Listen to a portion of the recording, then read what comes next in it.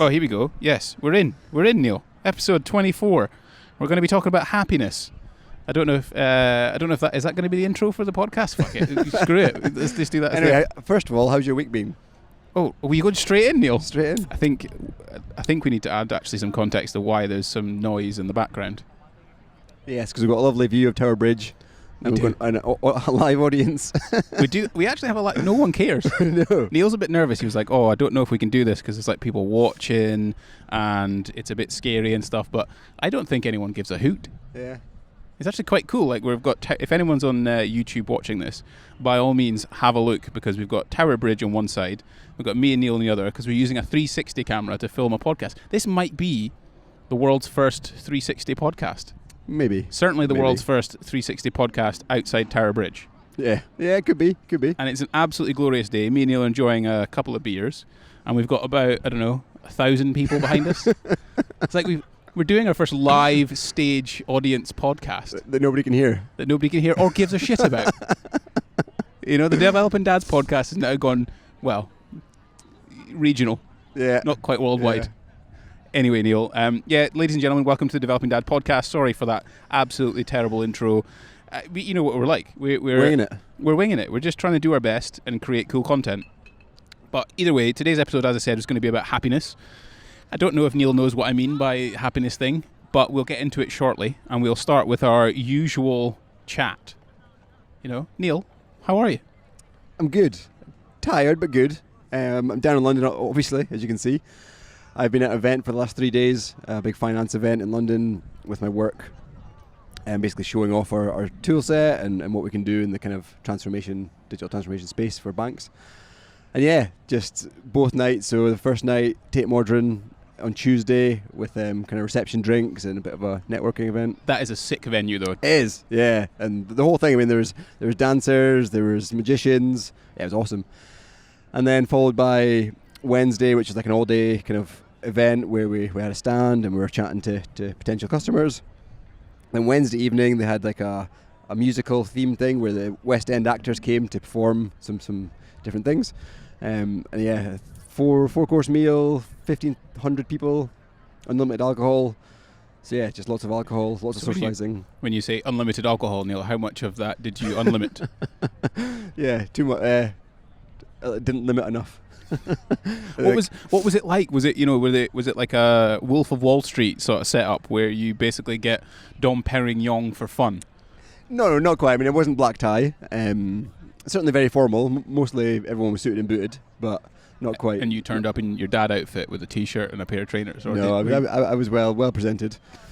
But yeah, I mean, you're shaking hands with the CEO of Sainsbury's Bank and stuff like that. And it's just mad, like meeting these kind of people that you might see in the headlines and you might see what they earn and what they do and stuff, and it's pretty wild. But no, really good fun. Does it inspire you? Like, do you sort of meet these people and you think, I'd like that life, or no. But what does inspire me, so why I'm in the role I'm in, is to make change better, make project management better. So banks really struggle at project management, change management, and Shark Tower, our tool, can hopefully solve that. So yeah, I'm passionate about that. I'm passionate about making digital transformation, making banking transformation a lot easier, and run on time, on budget. I guess that kind of answered my question. But my question was... But I don't want to be a rich banker. You don't want to be a rich banker? No. But then do you have aspirations to, like, I don't know, be a CEO or like a managing director, or do you have any of those kind of aspirations? Yeah. So I think I did. Like when I was early 20s, I think I want to go up the ladder. I want to become CEO. But now, no. Like I've been close enough to the top where I see the impact it has on family life, the impact it has on happiness. Is our subject tonight, it's not that great. Not that great. No. So the money wouldn't help you. You were talking about, we were walking across Tower Bridge today, finding our spot next to our 2,000 adoring fans. If you're on YouTube, you'll find out what that looks like. But we were walking across London Tower Bridge, and you were like, the CEO of something. We won't just use names because we don't have to. Something. It makes £100 million a year. Like, that's life-changing money, right? Yeah, it is. But is he happy? And that kind of comes into our... I like that, Neil. Yeah, That's really good. yeah. So apart from that, what else have you been up to? Anything interesting? Anything interesting? Still on my whiskey journey. So I think last episode I mentioned I got some free whiskey from somebody. And Tuesday night, me and the CEO of the company I work for, Craig, we're enjoying some Japanese whiskies. First time I've had a Japanese whiskey. Very nice. They are quite nice, yeah. With a view of Tower Bridge, because my hotel is just over there. Look, you're just a fancy guy today. This week, Gordon. This week you are a fancy guy. Yeah, back to reality tomorrow when I fly out. Oh, and another exciting thing happened. I flew into City Airport. Oh, that's a good airport. Which, the wings almost touched the Shard. Which is mad. That's a like good coming down the Thames. That's a good airport because you just get off the plane and you're out the door. Yeah, half an hour and I'm on the job DLR. done. Anyway, how's your week been? How's daily vlogging? Oh my god. Well, are we third week of the daily vlog now? I think we might be. I don't know. By the way, if you can hear any music in the background, I don't know where that's coming from, but it's probably coming from the 2,000 adoring fans in the background.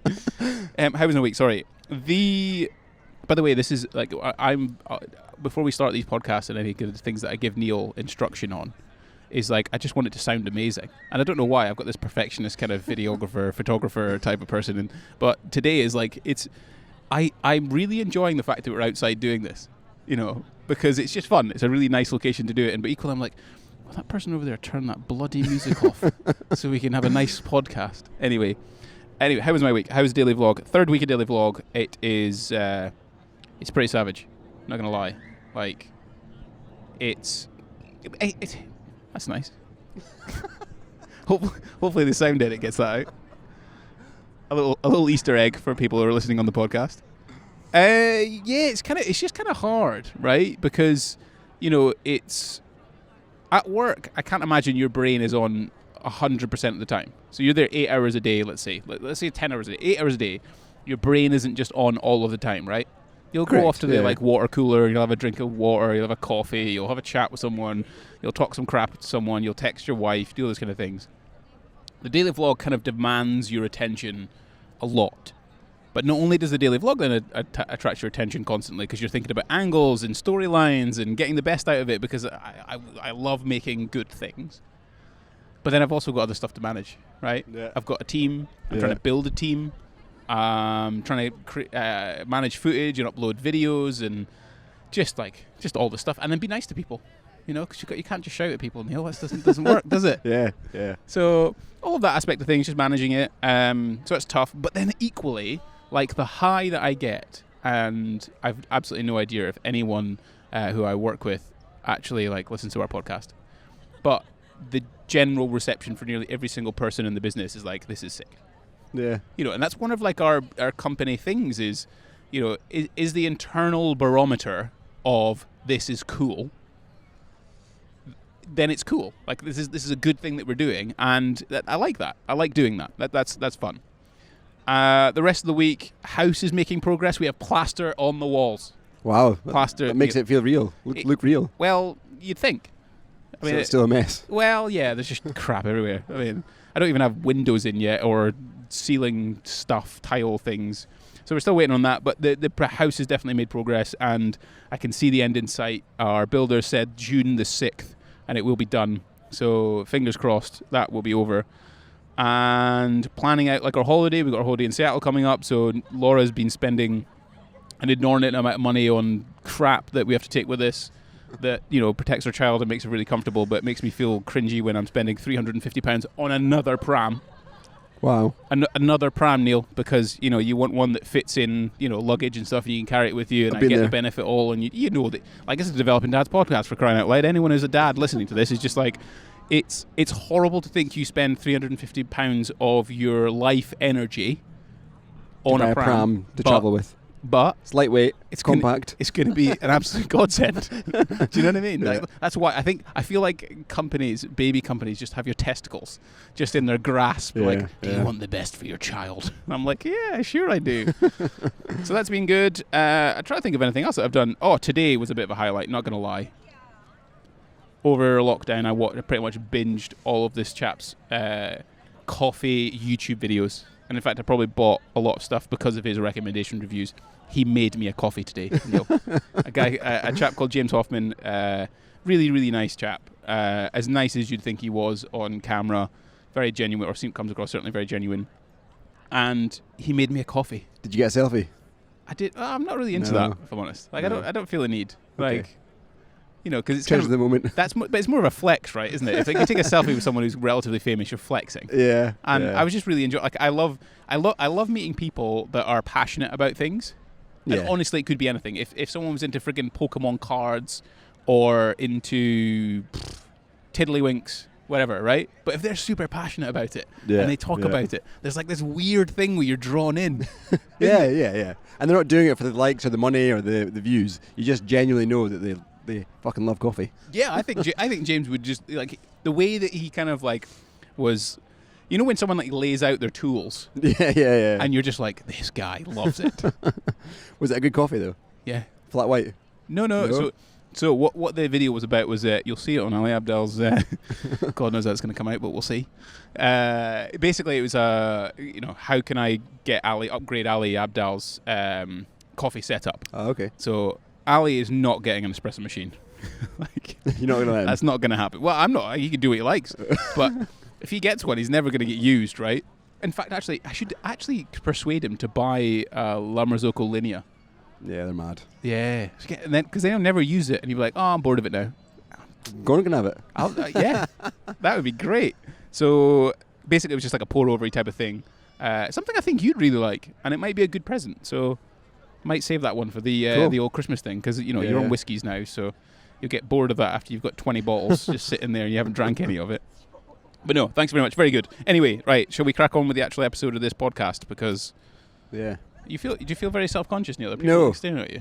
No, nobody's staring at me, but Oh, right. I'm just looking at the Instagram influencers. Oh, this Getting a is photo the beside- spot as well. You know, beside if Tower anyone, Bridge. yeah, like I said before, if anyone is interested in seeing what is going on in the periphery of this podcast, it hopefully is going to be uploaded to YouTube in 360. So do check it out. Yeah. We've got absolute scenes here going on currently, but we'll cover it at that. Anyway, I wanted to do a podcast actually about happiness, and generally speaking, like about what makes you happy. And I it was almost like an experiment to see if you could sit down and think about it, like what makes me happy, what do I think happiness is, and how is it potentially defined. And you probably read some of my notes and kind of like had a look at things and whatnot. So I'd love you to start us off with, describe to me a moment where you're literally in bliss, where there is this idea of like you're just almost like tell me your happiest moment of your life. And Happiest moment of my life. or Wow. or just kind of describe it to me, or describe something that you feel like could be the happiest moment of your life, because there's probably a few. Yeah, I mean, so things like getting married and having your first child, having your second, having your third child. But you got to say that, Neil. Come on now. Yeah, no, but no, I think that they're definitely in the top three and four. But in terms of recently, so in the last year or two, what's been my happiest moment? I'd definitely say like switching off and being in, as cheesy as it sounds, nature. Like, is it Isle of Skye? Is it camping with the kids? Just going back to basics, and I've kind of touched on that in a few podcasts. But yeah, just switching off is probably my. So my what is happiness. it? What is it about switching off? Because it sounds like because part of that, like going to nature, it's kind of escaping a little bit. The hectic nature, or like hectic dynamic thing of like being a dad and a parent and all that kind of thing. Are you on your own when you're in that situation? Like, describe it to me. Like, why are you happy there? Family, definitely. Why am I happy? I don't know. Your mind just gets off work.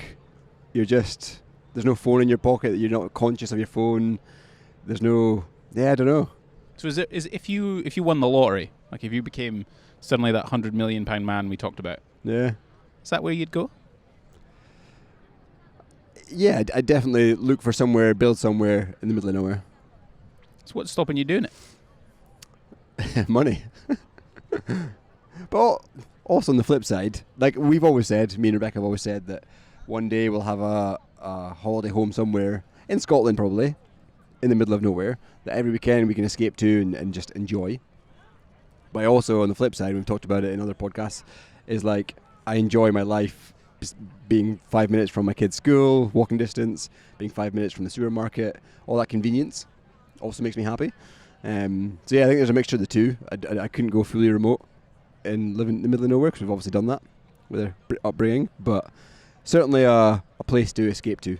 So I guess there's happiness there because you're kind of getting a bit of a release, right? You're stepping away from the rat race. You're stepping outside of like the craziness that is overall life. Can you think of any other one where it's not necessarily like an escape, I guess, or like is there any point where no matter what the situation was, you wouldn't change it? Can you think of any happy moment you've got there?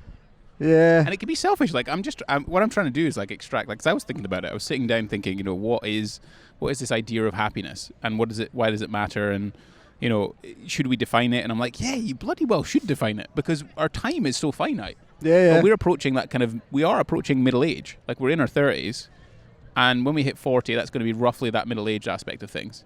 So 50% of our life is left. Yeah. Do you know what I mean? So I was kind of like thinking, what does that look like? What does it feel like? So I'm interested in, There's a chap you probably heard of, Steve Bartlett. Good podcast. I think Ali probably. He's been on his podcast. Yeah.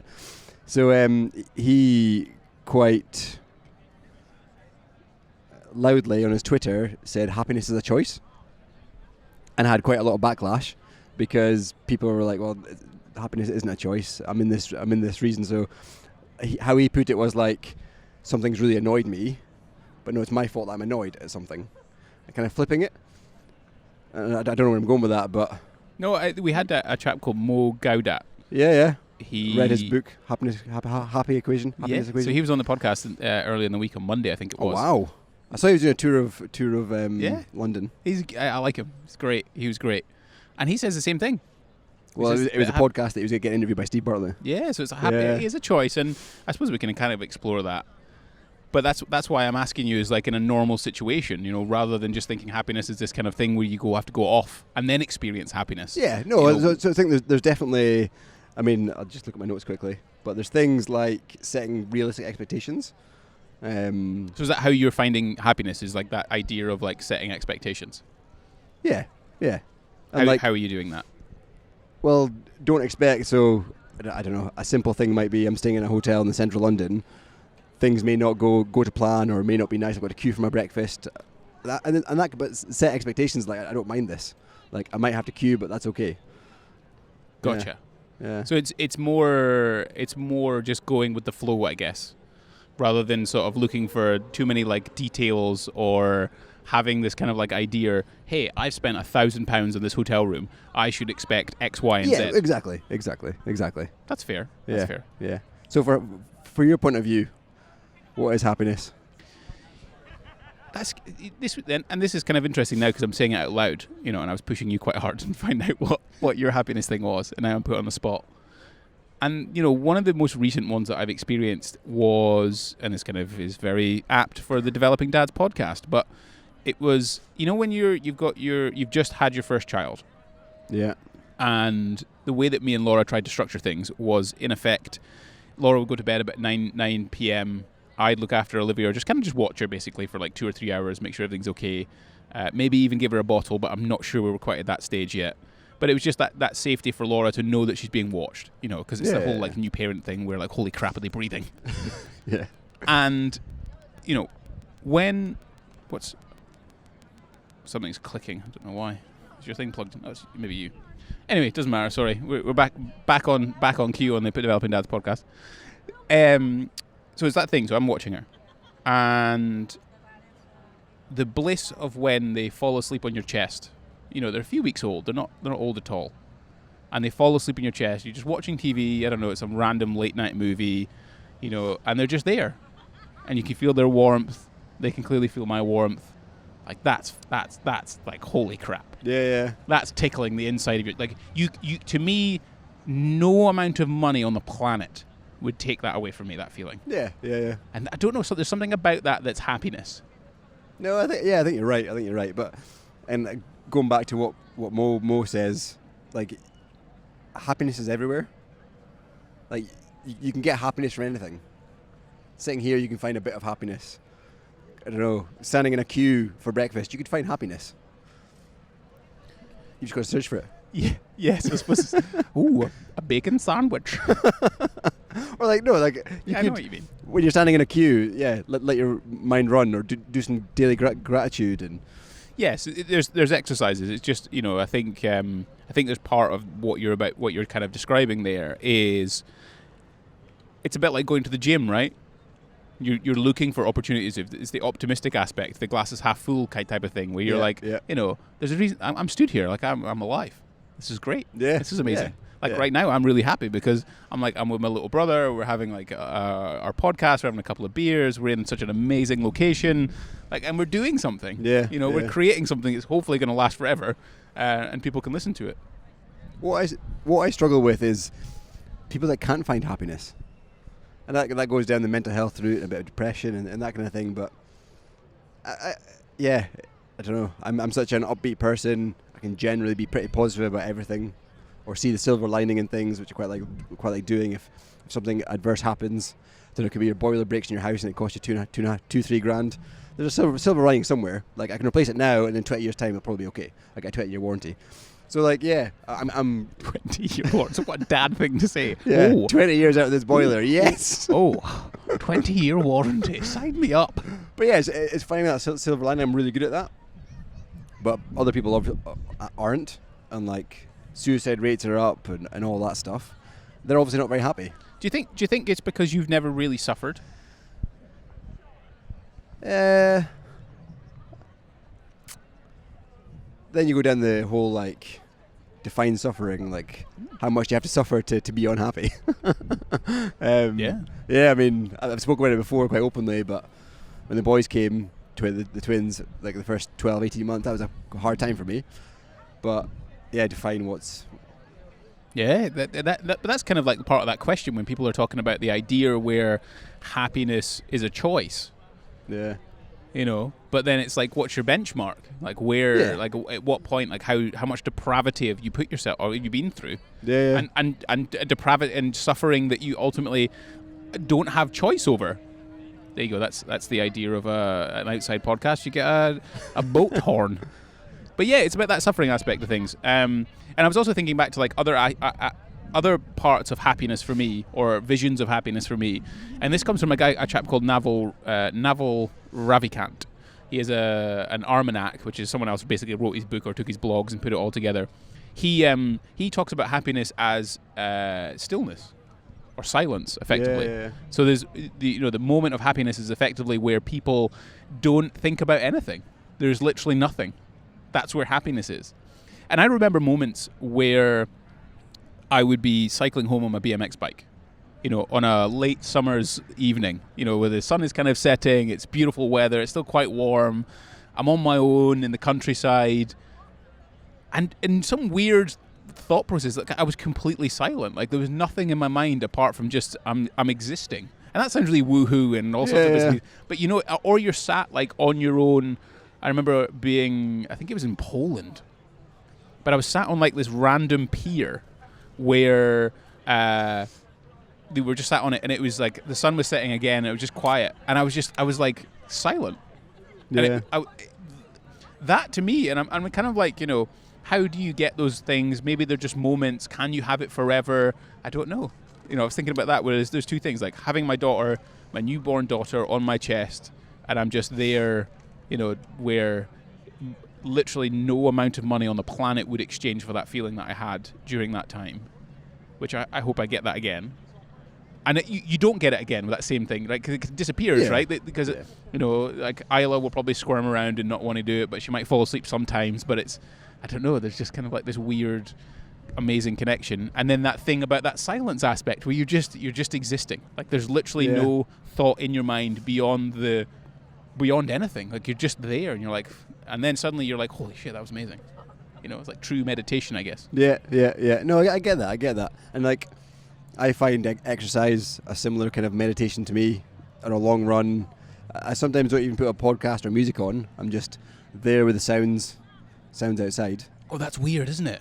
When you go for a run, or you I'm in the gym, and I remember I don't know if these are happiness, but I'll talk about it anyway. But a 1 rep max in a squat, all of your effort, every single part of your body is trying to lift that weight, and then also when you're running and you're in this kind of metronome flow state, you don't think, do you? You're hallucinating. It's one of the weirdest experiences I've had, because I've done about 16k as my furthest run, and that's one of those hallucinogenic states. Yeah. I'm sure you've had them. Yeah. And I don't know if that's happiness, But Yeah. maybe it I is. don't know. Flow state, is it happy? Who knows? Who knows? So what we try and do is with these podcasts as well is take some notes. So we try and like go over some bits and pieces. One maybe to kick off a little bit of a conversation, I guess, is I think happiness comes from serving yourself first, regardless of your responsibilities. Yeah. Yeah. And that might seem very selfish overall, because most people think they get happiness from like giving and, giving to charity or serving other people and their interests and what they're not, right?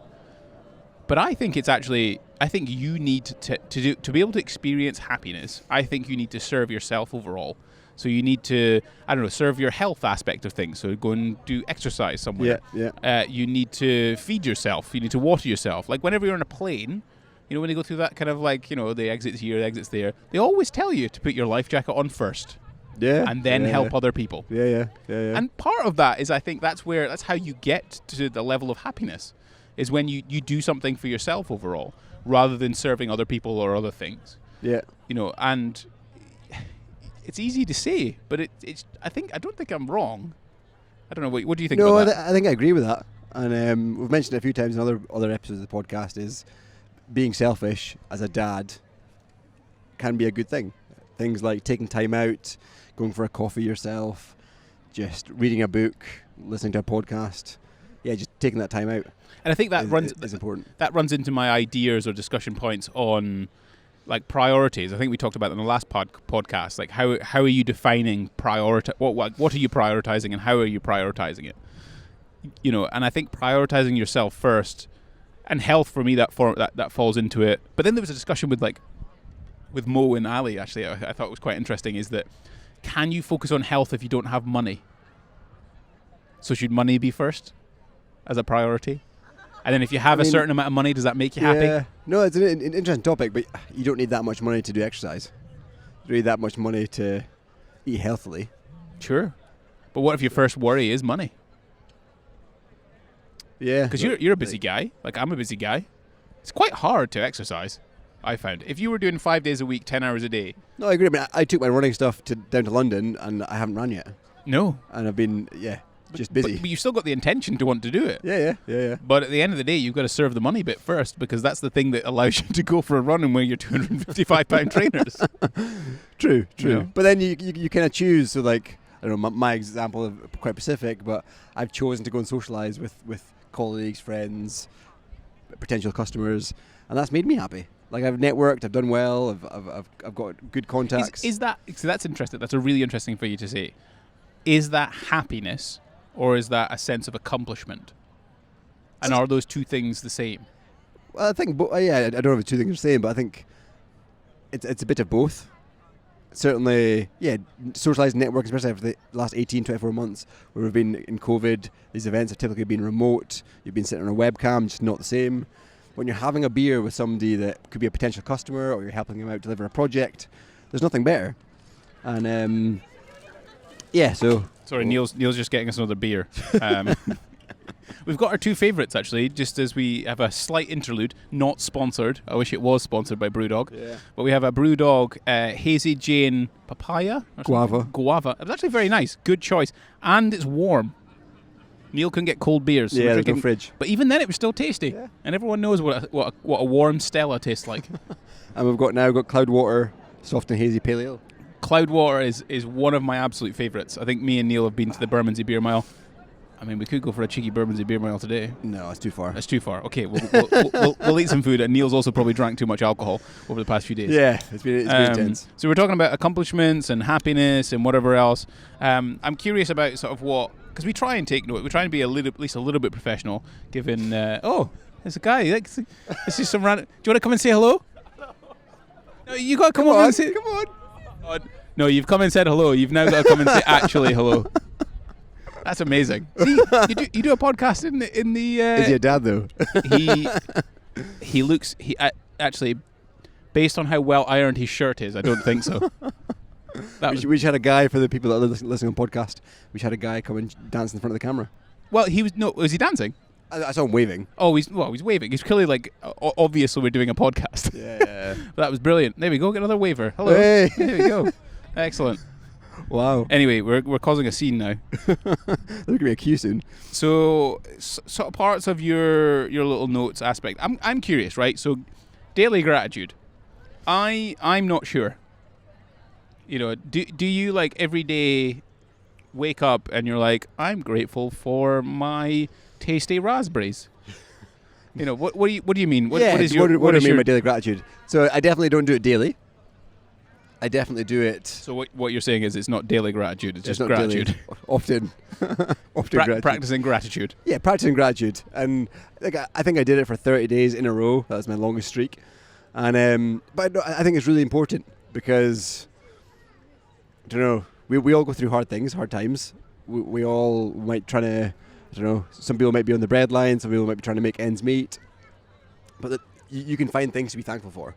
You can find things, the mattress you're lying on when you're sleeping, the pillow you've got by your head. Like little tiny things, the coffee that I'm drinking from this cup.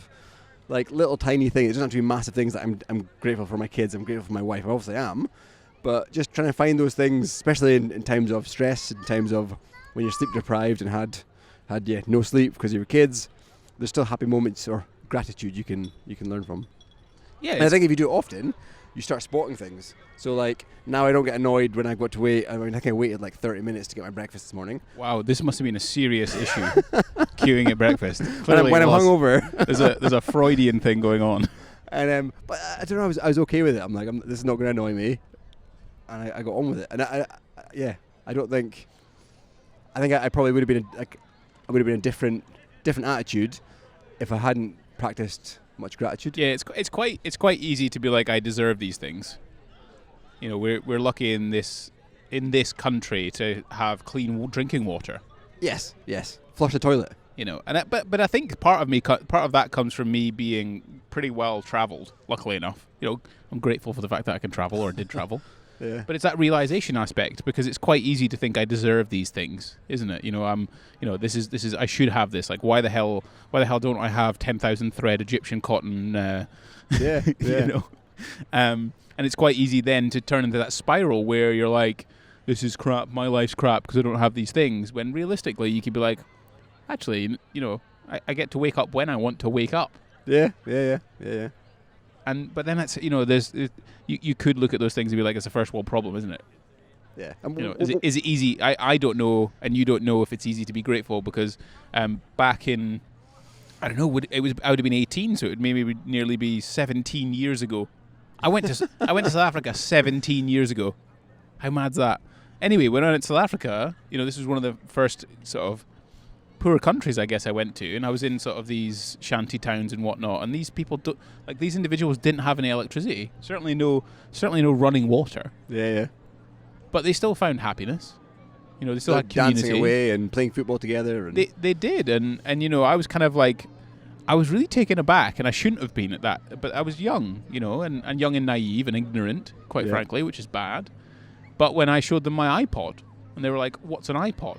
Yeah. You know, I distinctly remember that, and I was like, what do you mean you don't know what an iPod is? But that's ridiculous, you know? And that made me really think, well, shit, you know, why am I, you know, am I just taking these for granted? Am I just like, oh, this is here, you know, I can afford an iPod. Like, that's ridiculous. And I guess that gratefulness and that recognition of, like, you know, I'm lucky, not lucky, I'm grateful for the fact that I have the opportunity to be able to have basically two careers in the last 10 years, you know, and afford the house extension that I'm getting. I'm grateful for the fact that people put their faith in me. You know, I'm grateful for the fact that you're willing and wishing to spend the time with me doing this. So, yeah, I'm not. Do you write it down? What do you do with it? Or you just? Yeah, no. So I write it down. Do you go outside and just kind of like, you know? Hi, today. No, so the 30-day streak, I wrote it down every day. Sometimes I think about it in my head. I generally, well, actually, do you think about it anywhere else? Ha ha ha. That was hilarious, Gordon. I don't know where I learned this or who taught me. It could be Steve Bartlett, it could be Mo, some podcast I listen to. Anyway, there's a note on my phone which is titled "What Makes Me Happy," and it's designed for, you know, when you've had a really shit day at work, when things haven't gone your way, or I don't know, you've had an argument with your wife or the kids have pissed you off, go back to that note and just read it. And like, what makes you happy? The little things, the big things. It could be spending time with your kids and yeah. So can you read it out? Can I read it out? What makes you happy? Because this type of thing, I'm the next question I'm about to ask you after you read this out is, how are you living by that? I do them more often. So yeah, what makes me happy? Spending time with my kids, date nights away, exercise, a fulfilling job, good coffee, going around to my parents' house, and cuddles in bed with everyone. If you could pick two of those, what would they be? The top two probably. Spending time with kids and date nights away. And how are you prioritizing that? Well, we do it often. So like, for example, I've been away all week with work. Probably the longest I've been away for a while. And on Saturday, I'm taking all the kids. Rebecca's getting a day to herself. I'm taking all the kids to a safari park. Very nice. So that's me prioritizing them. It's going to be 9 in the morning till 5 at night, all day with them at a safari park. So yeah, like I try and live by that. And you like, do you have a hard line on anything interrupting that? Yeah, like nobody's going to stop that. No one. Unless my car breaks down. But okay, that's not no one. That's just a mechanical issue. yeah, so but you'd have a hard line, like literally no one could interrupt that. Yeah. That's fair. And I think that's kind of like, if we define what makes us happy, like what are the specific things that make us happy, I feel like I have been guilty of this. FY, that looks like a cool kayaking tour. Wow, we need to do that. We should do why are we not? Like, if you're watching this on YouTube, again, 360 camera, I'm just trying to drive you to our YouTube channel that makes no money whatsoever. But either way, you can see there's like a kayaking tour on the Thames. I would not want to fall in there, though. There's definitely one of my floaters in that river. Yeah, I mean, you see people swimming it. What? Mad. Nope. What were we talking about again? Happiness. Yeah, happiness. What makes us happy? Yeah, yes. Well, I've been guilty of this. I've been guilty of the fact that I'll define what makes me happy and be like, yeah, this is the thing that makes me happy, but then not. I'll schedule it in, for example, but then not like allow other things to take over it. Yeah. Like from work to like friends demanding things of me to generally work, to be honest, is taking over that thing. But it is. But I think you've just got to have a hard line. Yeah, I mean that comes down to priorities, I guess. And Mo, I actually asked Mo that question about how do you set up priorities. Neil's getting attacked by a pigeon. How do you set up for priorities? And he was like, it's great that your work is something that really fulfilling and you're happy and you really enjoy it. But then at the same time, how are you, spending? If your family makes you happy as well, like how are you spending time with your family? And he was like, what you got to do is have it like in your diary, like, and don't let that disappear. Oh, we're getting kicked away. Are we?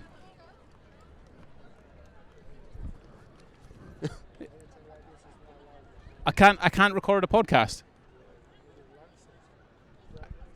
To record a podcast, what's the license needed for? Oh no, I know it's private, but I thought that was for video. This is audio. Yeah, like that's why I've got this.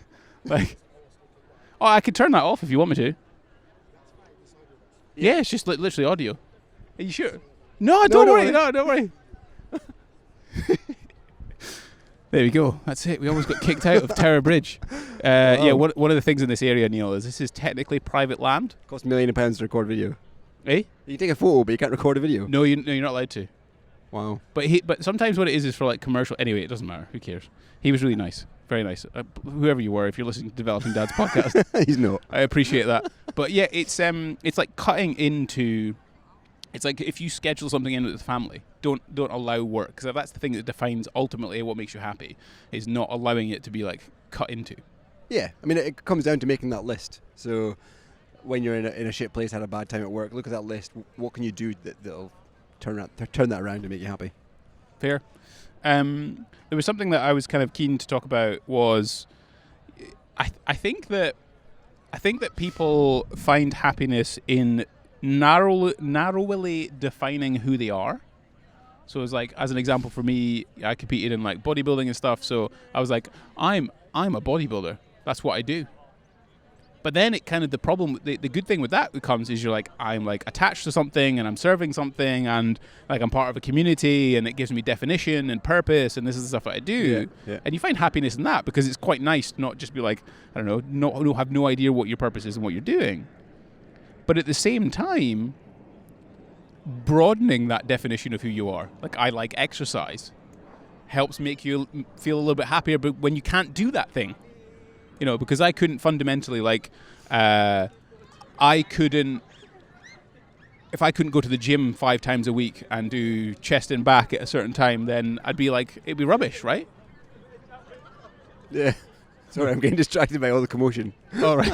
Well, we are surrounded by 2,000 of our own fans. So do you find it kind of makes you quite edgy when you can't do the thing that you want to do? And do you try and find alternatives? Because if you can't do it, then that obviously makes you like annoyed and angry and whatever else. It doesn't necessarily make you happy. Yeah, no, I agree with that. And like, if I plan to go for a run and something interrupts it, the kids are sick or Rebecca's got to work or something, yeah, it does annoy me. But I think I found a way that I just replan. I just get on with it. Yeah, that's fair. Well, Have you ever had anything that like narrowly defined you as a person? You know, I had my bodybuilding thing. Did you ever have anything that was kind of like, I am this? No, it's not something I've experienced. Great conversation. Okay. Great. One thing I want to explore is happiness and social media. Oh yeah. So, I mean, just here we've probably, I don't know, I've lost count of how many people behind Gordon have come to get a selfie with Tower Bridge in the background and posing for about 10-15 minutes. And posing, like we're not talking like a genuine smile. Wow, we've got more security. Are they coming to talk to us again? Don't know. All right, ignore them. There's 2 of them now. Just ignore them, because we've already spoke to that guy over there, and he was like, it's fine. So we can be like, Alfred, he said it's okay. But anyway, going back to that kind of, are they happy? They're taking photos, they're properly posing, they're looking at their camera, and then going back to that same area and trying to get another photo, and making sure they've got some cleavage and... Yeah, it's kind of, I don't know about the cleavage thing, I don't think that matters. But I think it's kind of interesting what you're talking about, because, you know, you're not, like, when I go back to the idea of, like, is happiness, like, what is happiness, right? You know, happiness is that silence, not thinking, not wanting. Yeah. You're just there, you're just present, you're just in it. And you're not that when you're posing for a photograph, are you? No, but I think these influencers that have got even 100,000 followers, 1 million followers, I don't know if it matters, but I think they're constantly on the lookout to find, is this going to get lots of likes?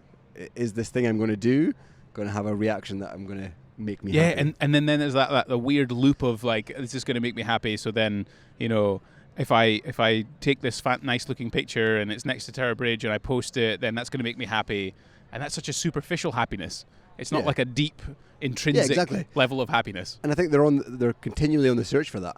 So I don't know. I mean, I'm not an influencer, but do these people actually have those moments of silence? But then you can't. If we go back to my definition, or what Naval Ravikant's definition of happiness is, which is silence or stillness, in effect. So they're not happy. Yeah, because they're constantly seeking that extrinsic affirmation. Yeah, that extrinsic thing where it's like someone liking my picture on overall. Yeah. I've sometimes got into that type of thing where, you know, I'd post a YouTube video, I get addicted to the idea of like people liking it or viewing it, and that almost like defining me a little bit. Yeah. And like becoming something that I'm like, oh, this is, you know, I really want to do this because I'm getting like external validation, I guess, and I'm allowing external validation to make me happy. But that's not the way to do it, is it? Because, again, like you can be turned on and off like a light switch. Yeah.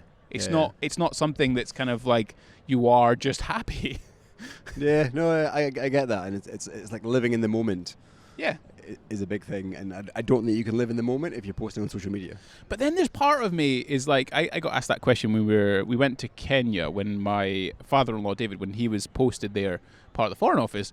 We went out there and I was taking loads of pictures, right? And I'm in this. I'm in National Park. What's it called again? I'm in the Masai Mara. Yeah. Doing this amazing thing, and I'm taking all these pictures. And I'm not in the moment, right? I'm taking loads of pictures. And one of David's friends, I think his name's David as well. He was like, "Oh, you know, what's it? You know, do you ever just stop and just like enjoy the moment?"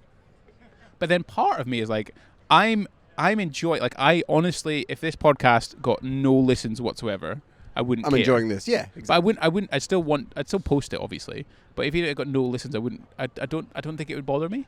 And I'm having a lot of happiness because we're using this as like an excuse to have a conversation. Yeah, which I think is quite fun. Yeah, exactly, and it makes you think out the box. And like, I don't know, I've never really delved into the depths of happiness, but this kind of conversation spurs that one.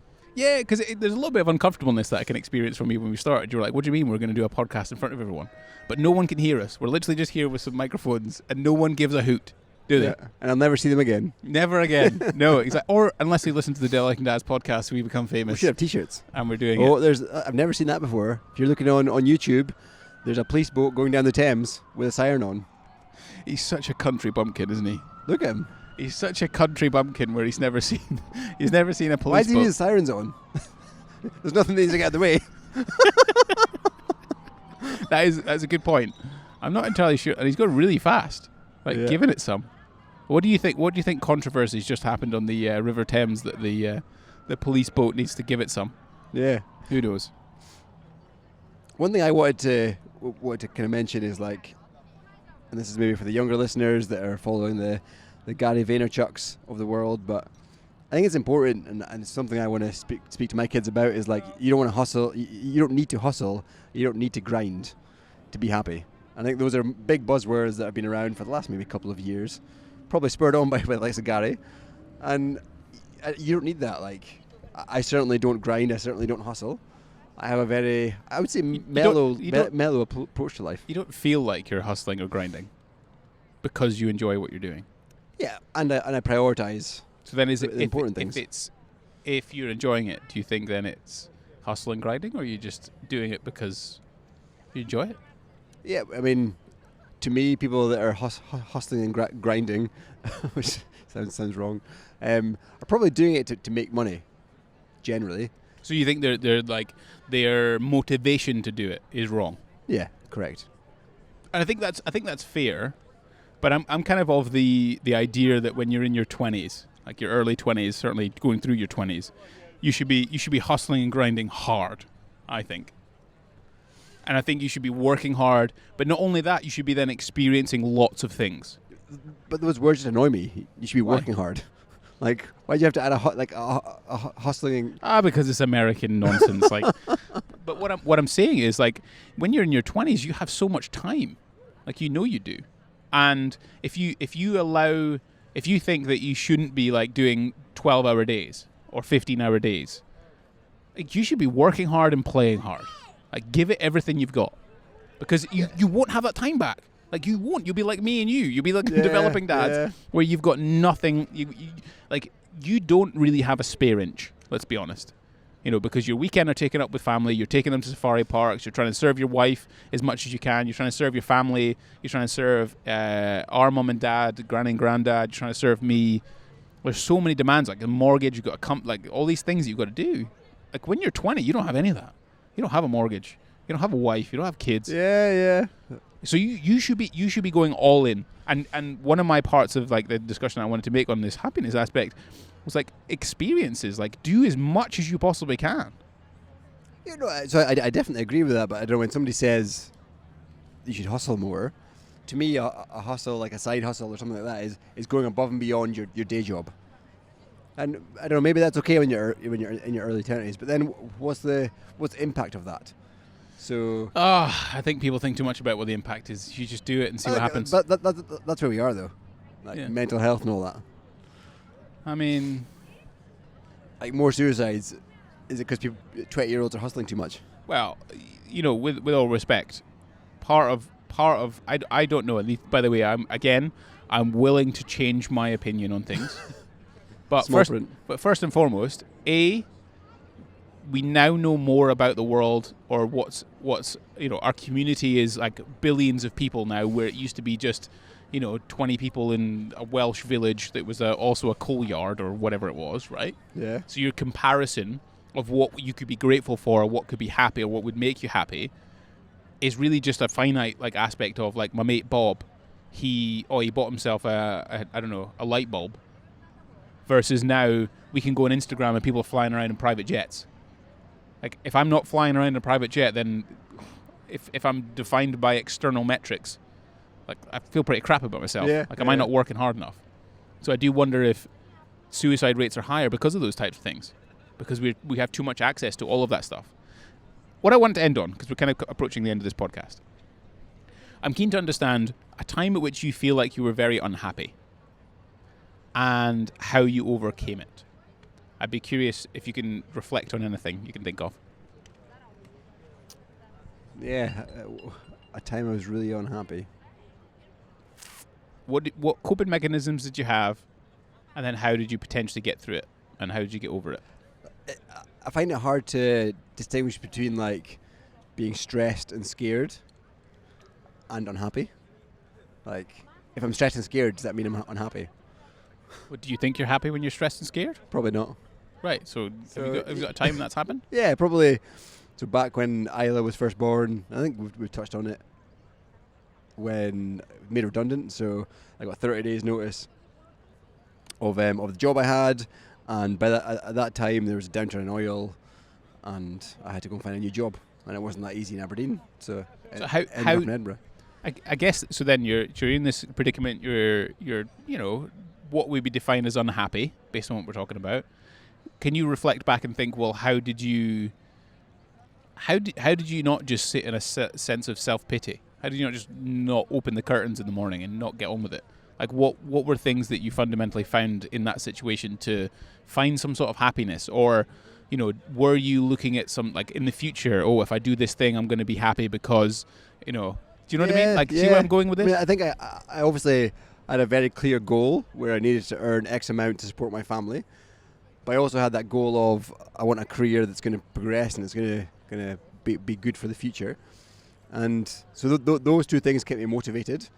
In terms of finding happiness, I think just focusing on those, making a plan. So I remember when I got that letter or got the email, whatever it was, the call saying you got 30 days notice, I remember looking at, like, I mean, I'm from a project background, but breaking that down into, like, what can I do today, what can I do tomorrow, what can I do next week that's going to make me survive this period.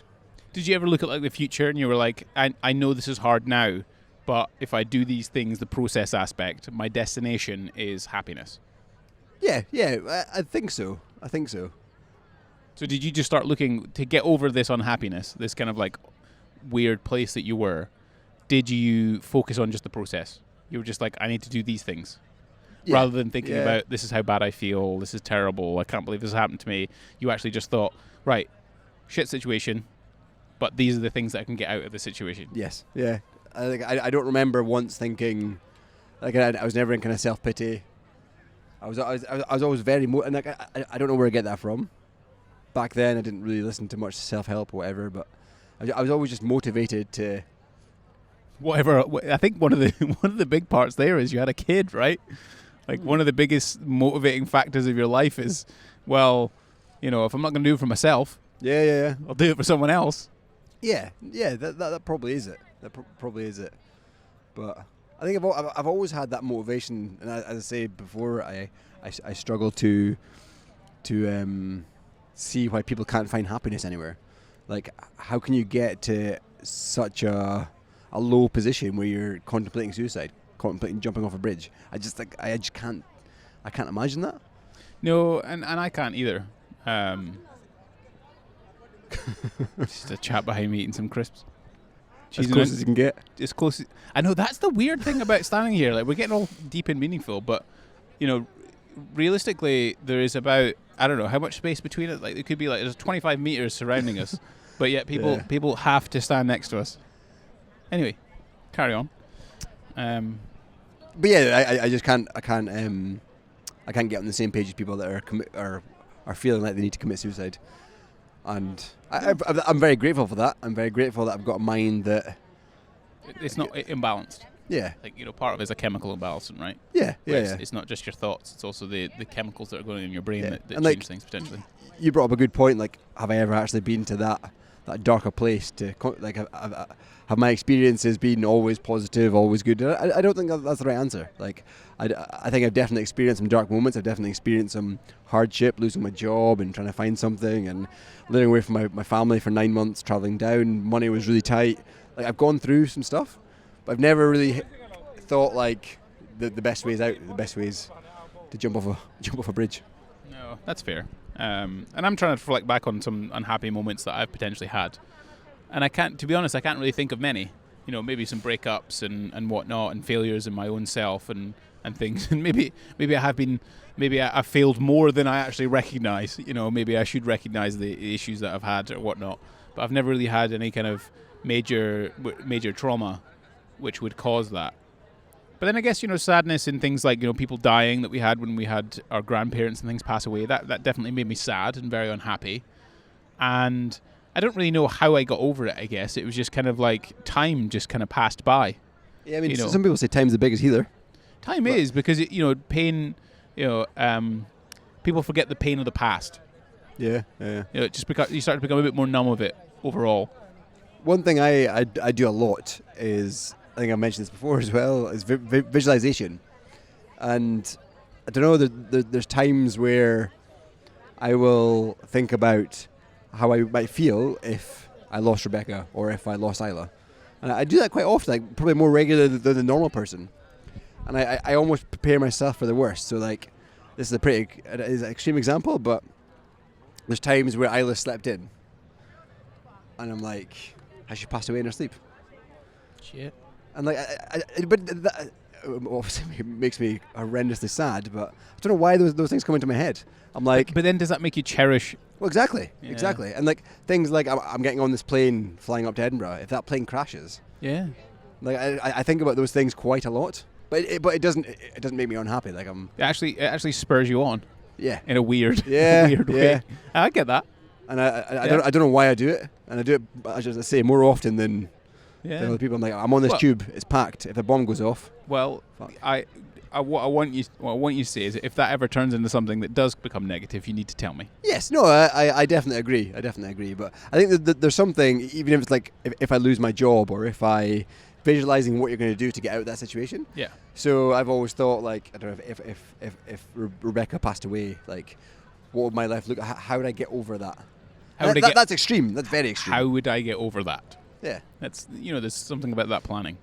Either way, I think we've come to our... Is that an hour? Our legal limit of us allowed to be here. It's such weird things, like... I mean, we clearly don't have a cinema camera, like, filming us for, like, a Hollywood movie. But anyway, I appreciate everyone's patience in listening to our Developing Dads podcast. For the 1.5 listeners online and the 2,000 people who have passed us by on the Developing Dads podcast... this has been a fun one. I had visions of this in my head, Neil. I was like, oh, this would be a cool thing to do. Outside Tower Bridge, doing a little podcast with my brother, drinking some beers. Here we are. We're actually doing it. And in T-shirts. Beautiful weather. Having lots of inappropriate people behind me eating... he's gone. Eating cheese and onion crisps. But either way, I appreciate anyone who's listened. I've got some final words. Oh, yes. You don't need to prompt me. Neil, do you have any final words? I do. Focus on what you can change and impact. So, standing in a queue for breakfast, I can't change the situation. This breakfast thing is coming up a lot. Yeah, fuck it. Yeah. Right. Better not happen tomorrow morning. Neil, I enjoyed that little ending. It's true, Focus on what you can change. Focus on what you can change and what you're in control of. Yeah. The other 50% you can't do anything about. Who cares? Let's go with it. Either way, Neil, thank you very much for joining me again on the Developing Dads podcast. We're going to get some dinner because I'm starving. Cheers. Maybe have a few more beers.